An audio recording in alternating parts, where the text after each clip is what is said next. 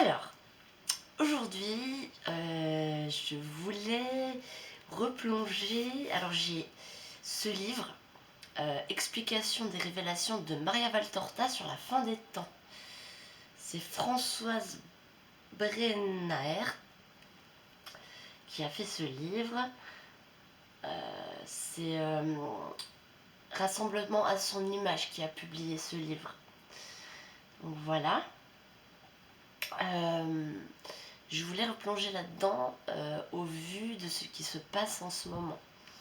Parce que je pense que vous avez vu. Alors déjà, il y a le vortex polaire qui, vous savez, c'est au pôle en fait, qui s'est complètement décalé. Et qui s'est décalé sur les États-Unis. Ils ont des froids glaciales. Le lac Michigan est complètement gelé. Bon, après, je sais qu'ils sont toujours des hivers assez froids, mais a priori, enfin, de ce qui est dit, c'est plus que d'habitude. Los Angeles est en feu, les incendies ravagent tout. À côté de ça, vous avez le tremblement de terre au Tibet. Je trouve que là, on commence à avoir beaucoup de signes. Et comme vous le savez, je vous renvoie à mes anciennes vidéos où je parle beaucoup de la fin des temps. Comme vous le savez, ce sont les débuts des douleurs de l'enfantement. C'est-à-dire que c'est vraiment les premières catastrophes, les premières plaies, si on peut dire, qui vont nous arriver. Voilà. À la base, je voulais partir sur ça. Je vous en ai déjà lu beaucoup. Une prophétie pour le monde, où justement ça nous dit que voilà, les intempéries, les tremblements de terre, tout ça serait donc la première partie de la fin des temps. Mais du coup, je suis partie sur Maria Valtorta et son explication de la fin des temps. Donc, tac.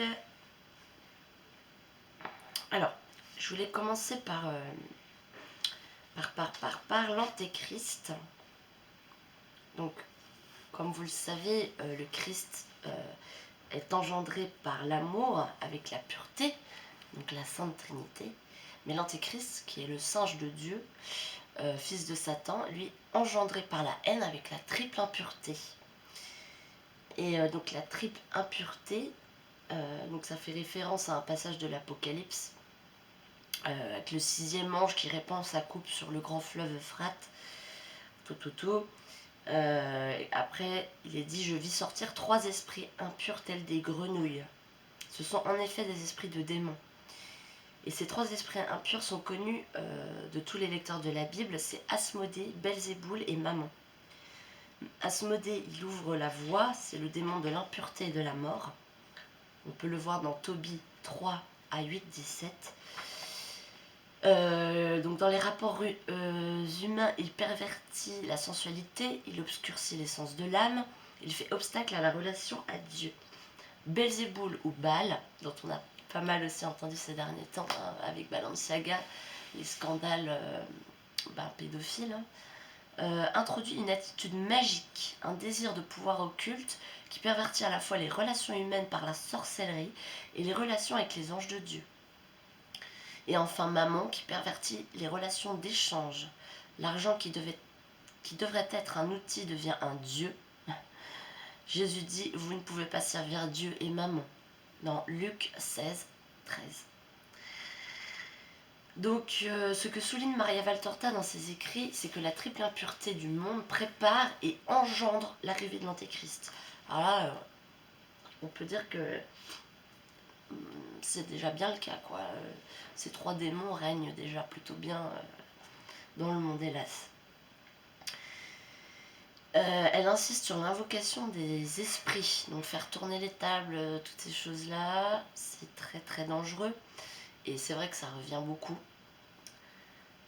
Tantôt sur la boue de la perversion des mœurs, tantôt sur la corruption de l'appât du gain, jusqu'à la fornication démoniaque avec le pouvoir politique. On est en plein dedans. Pour des guerres prédatrices. Donc, Jésus parle à Maria Valtorta de l'abomination de la désolation. Donc ça a été donné le 14 juin 1943, Maria Valtorta. Le jour où il n'y aurait plus de prêtres vraiment sacerdotaux, le monde connaîtrait une fin dont la parole ne peut décrire l'horreur. Le moment de l'abomination de la désolation arriverait, mais avec une violence si épouvantable qu'il serait un enfer porté sur terre. Prie et dis aux autres de prier pour que le sel ne devienne pas insipide dans tous excepté un, dans le dernier martyr qui sera présent pour la dernière messe. Parce que, au jour ultime, mon église militante existera et le sacrifice sera accompli.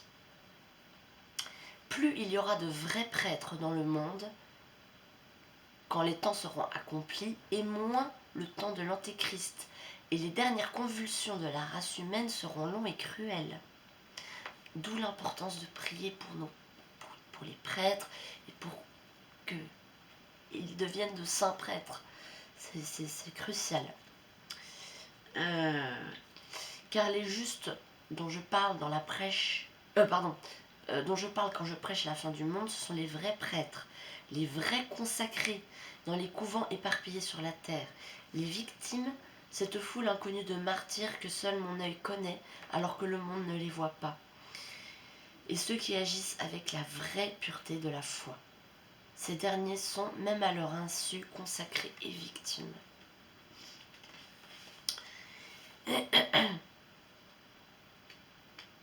Alors, après, il est évoqué que la fin commencera par une tentative humaine d'imposer une religion universelle fausse. Mais ça va avec le nouvel ordre mondial qu'ils instaurent là, qui est bien déjà instauré. Et donc effectivement, il y aura le gouvernement mondial, mais il y aura aussi une religion unique mondiale. Ben oui, s'ils veulent avoir toutes les âmes, forcément, il faut que... Voilà.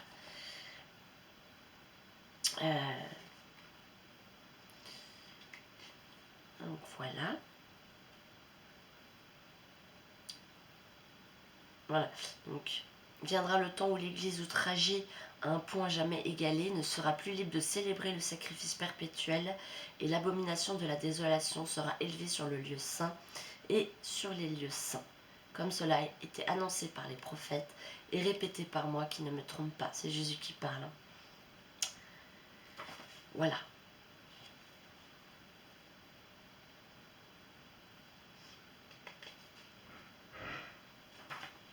Alors.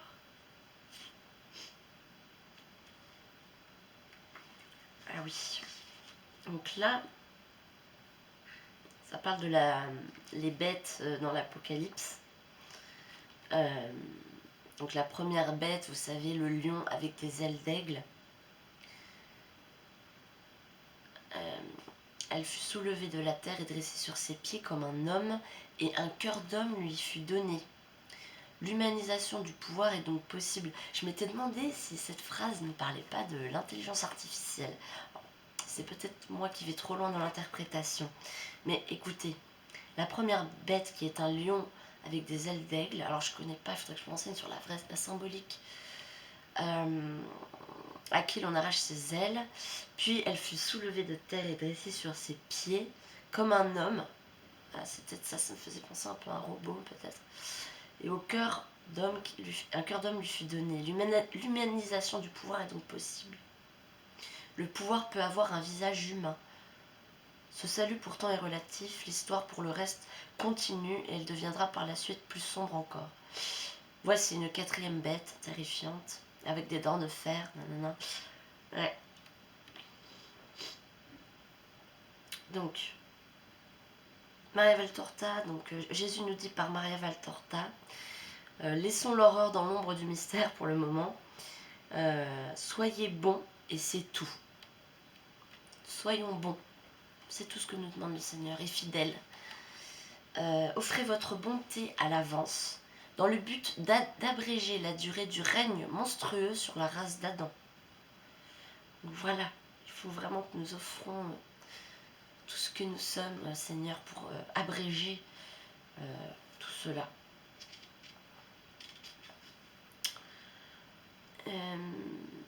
Donc la souveraineté bestiale du fils de l'ennemi, donc l'antéchrist. Fils non du vouloir de la chair, mais du vouloir d'une âme qui est parvenue au sommet et au plus profond de son identification à Satan.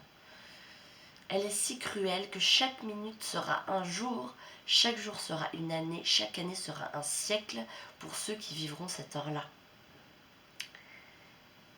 Ouais, ça va être assez terrible, hein, mes frères. C'est pour ça, ça faisait longtemps que je n'avais pas parlé de ça. N'oublions pas ce qui s'en vient. Et c'est à nous de prier pour abréger tout ça. Par nos prières, nous pouvons éviter la Troisième Guerre mondiale. Mais pour ça, il faut prier. Il faut se souvenir de Sodome et Gomorrhe. Dieu n'a pas trouvé 10 justes dans la cité, donc il a rasé la cité. Soyons ces justes. Une poignée, 10 justes peuvent changer les choses.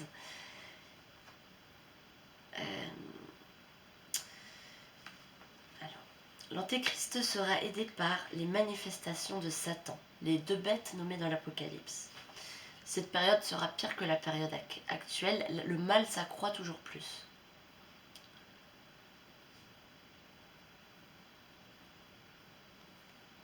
Donc là, toutes les bêtes sont évoquées.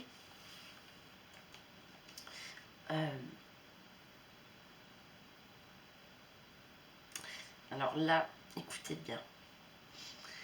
Alors, l'amour dont le pouvoir agit même sur la puissance de Dieu tombe comme un caillou lancé contre la roche lorsqu'il s'adresse à certains qui ont l'apparence d'humains, mais qui sont des démons au cœur de granit.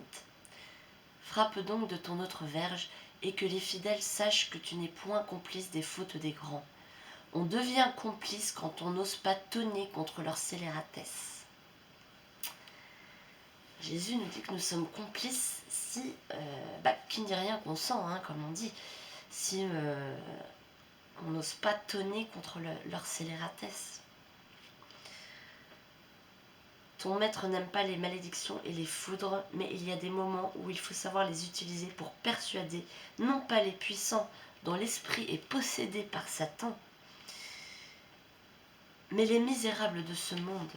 Voilà, donc en fait, tout ce qui se passe, tous ces cataclysmes, ne sont pas là pour réveiller les cœurs de pierre qui nous dirigent, mais pour réveiller les misérables du monde qui soit ne connaissent pas Dieu, soit l'ont rejeté.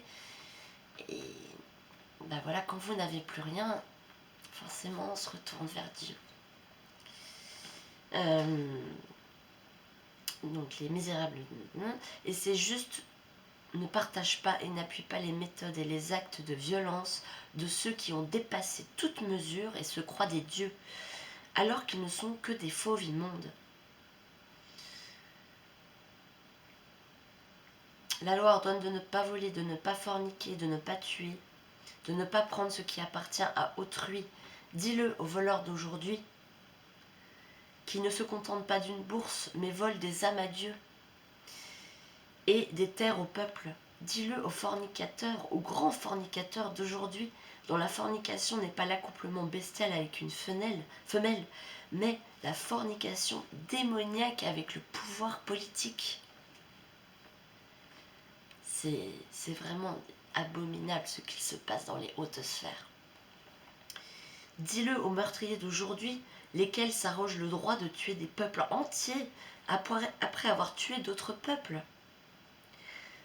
Les leurs, la foi en Dieu, l'honnêteté de n'importe quelle forme, l'amour du bien. Dis-le aux insatiables d'aujourd'hui qui, avides comme des chacals, attaquent là où se trouve ce qui leur plaît et légitiment tous les crimes pour prendre ce qui ne leur appartient pas. L'antéchrist, ce qui signifie celui qui s'oppose au Christ, est l'antéchrist, ce qui signifie celui qui vient avant le Christ. L'antéchrist est marqué par l'auto-idolâtrie, la pensée gnostique. C'est une contrefaçon chrétienne au sein même de l'Église. Selon Maria Valtorta, le mal, le dragon Satan, engendre l'antéchrist, corrompt la cour du Christ, donc les cardinaux, l'épiscopat, et fait advenir le pasteur idole, qui a lui-même des maîtres. Donc oui, le pasteur ne peut pas être l'antéchrist, le pasteur idole. Donc le mal engendre le futur antéchrist, lequel prépare son règne non seulement en bouleversant les consciences, mais en emportant dans ses anneaux le tiers des étoiles et réduisant les astres en boue. Quand surviendra cette vendange démoniaque à la cour du Christ, parmi les grands de son Église, alors dans la lumière qui ne sera plus qu'une lueur, conservée comme une lampe unique dans le cœur des fidèles du Christ, car la lumière ne peut mourir. Oui, les étoiles, ça correspond aux prêtres en fait. D'où l'importance encore une fois de prier pour nos prêtres. Voilà, il y aura un grand chaos mental, un grand chaos spirituel. Les faibles commettront le péché de lâcheté et renieront leur foi. Ouais, ça c'est quand justement, bah oui, l'Église va être vraiment à sa dernière heure d'agonie. Et il n'y aura plus beaucoup de prêtres, plus beaucoup de... Tout le monde va déserter. Même les chrétiens, ça fait peur. Prions pour avoir cette force de rester fidèle au Christ. Donc voilà, la persécution, les persécutions, ça on va le vivre. Hein. On va le vivre, mais Dieu soit loué, la fin du règne de l'Antéchrist arrivera vite. Arrivera vite, vite, vite.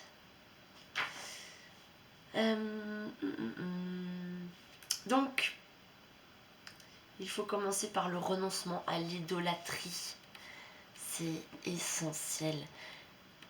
Je vous invite à essayer de faire un petit examen de conscience pour repérer quelles sont les idoles dans nos vies. On a tous, enfin peut-être, je vous souhaite que non, mais on ne se rend pas compte à quel point les idoles, ça peut être tout et n'importe quoi. Hein. Il y en a, le tabac, ça peut être une idole. Il peut y avoir plein de choses dans nos vies quotidiennes, on ne s'en rend pas compte, qui passent avant, en fait, qui passent avant Dieu. Donc, renoncer à l'idolâtrie et donc à l'occultisme magique, à la voyance, le renoncement au meurtre. Alors, ce qui est ironique dans l'histoire, c'est que la bête et le faux prophète qui ont suscité Babylone vont eux-mêmes la prendre en dégoût et la détruire du coup. C'est dingue quoi, c'est eux qui instaurent ça, qui mettent tout en place, puis une fois que que tous les vices sont perpétrés par... ça va tellement les dégoûter qu'en fait ils vont vouloir la détruire, incroyable quoi. Quel nihilisme! Le faux prophète conduit au néant, il est vide. Il conduit à la solitude, même s'il fait une grande ville. Il conduit à la destruction, à l'autodestruction. Et ça, c'est bien vrai. Les grandes villes, mais c'est terrible. Enfin, il y a des bons côtés aux grandes villes, mais ils sont des milliers, et ils sont si seuls. C'est terrible.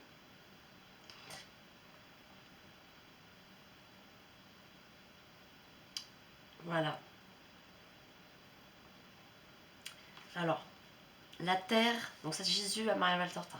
La terre n'est-elle pas assise sur les eaux de ses mers et ne s'en est-elle pas servie pour nuire? De quoi ne s'est-elle pas servie? Peuple, nation, race, confins, intérêt, aliments, expansion, tout lui a servi à forniquer et à exécuter de vastes homicides et des trahisons comme celle de Judas. Ses propres enfants, qu'elle a nourris du sang du péché, accompliront la vengeance de Dieu sur elle. La détruisant, se détruisant, portant la somme des crimes contre Dieu et contre l'humanité au nombre parfait qui exige que je donne mon assez. Quand Jésus va crier assez, je peux te dire mes amis. Bon, allez, je termine avec nos moyens de lutte. Nos moyens de lutte. Alors, Jésus nous dit premier, l'Exode, sortez de Babylone. Paris, je vous rappelle, va être brûlé, Marseille englouti. Les grandes villes, quand les signes des temps seront là, faites attention. Hein.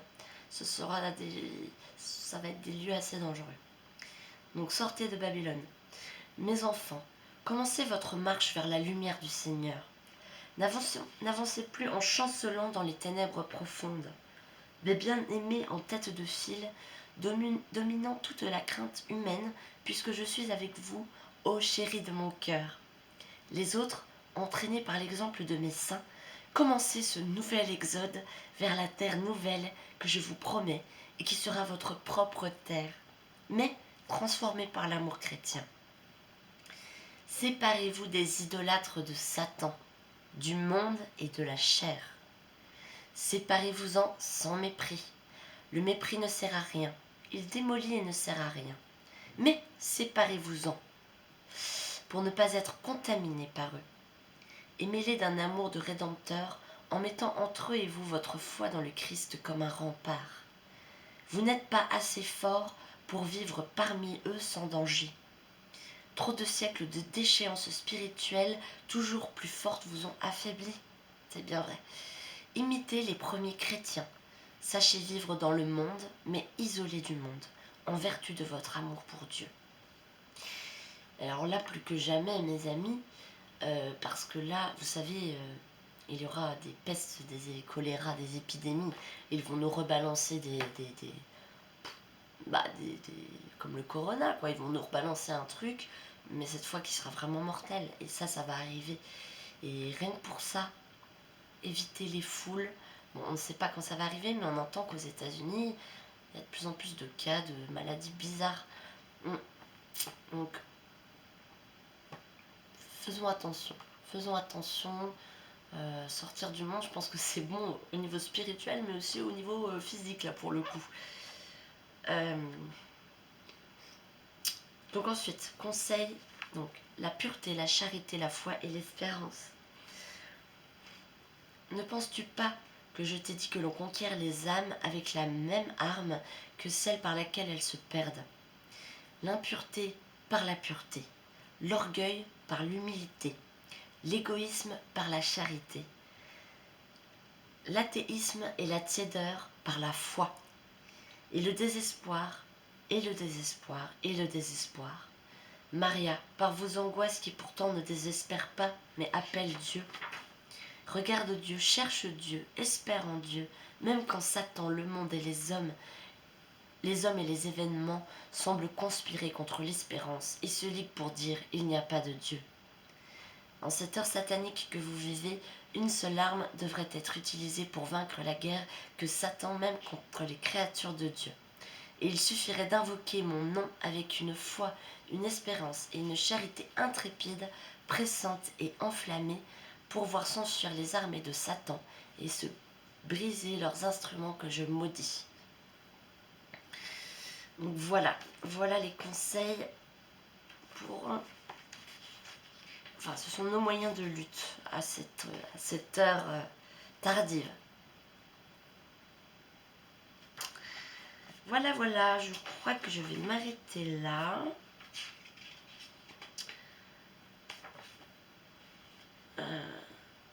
Voilà, donc n'oublions pas que tout cela, c'est pour notre purification. Ne pensons surtout pas que Dieu est en retard sur ses promesses.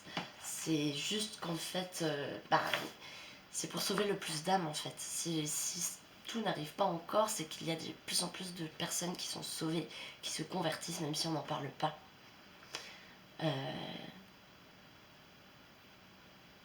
J'aime beaucoup cette citation qui dit un arbre qui tombe fait beaucoup plus de bruit que la forêt qui pousse. Et c'est vrai, en ce monde où on parle que de ce qui ne va pas, si on parlait vraiment du bien, je pense qu'on serait surpris parce que je pense qu'il y a de grands miracles encore et de très grandes choses. Et il faut toujours garder espoir. Voilà. Et bien voilà, donc suivons les conseils de Jésus. Prions. Quelques hommes peuvent faire changer les autres. Voilà, je vous rappelle que s'il y avait eu 10 justes en Babylone, Dieu n'aurait pas exterminé cette ville, quoi. Donc, on peut encore empêcher la Troisième Guerre mondiale par le chapelet, par nos prières et par notre foi. Voilà. Et prions pour les prêtres aussi, très important. N'oublions pas de prier pour avoir de saints prêtres qui seront toujours là pour la fin des temps, parce que va arriver un temps où il n'y aura même plus de messe. Ils fermeront les églises, nous serons persécutés, et tout ça. Voilà, ça faisait longtemps que je vous n'avais pas parlé un peu de tout ça, de la fin des temps, mais vu ce qui se passe en ce moment dans le monde, je trouve que là, les choses avancent drôlement, voilà. Mais n'ayons pas peur, n'ayons jamais peur. La peur vient de Satan. Surtout, voilà, soyons dans la paix toujours et dans la joie. Voilà, que Dieu vous garde, que Dieu vous bénisse. J'espère que vous allez bien. N'hésitez pas à me dire en commentaire comment ça va pour vous. Quel est votre climat spirituel en ce moment. Et voilà, je vous fais de gros bisous. À bientôt.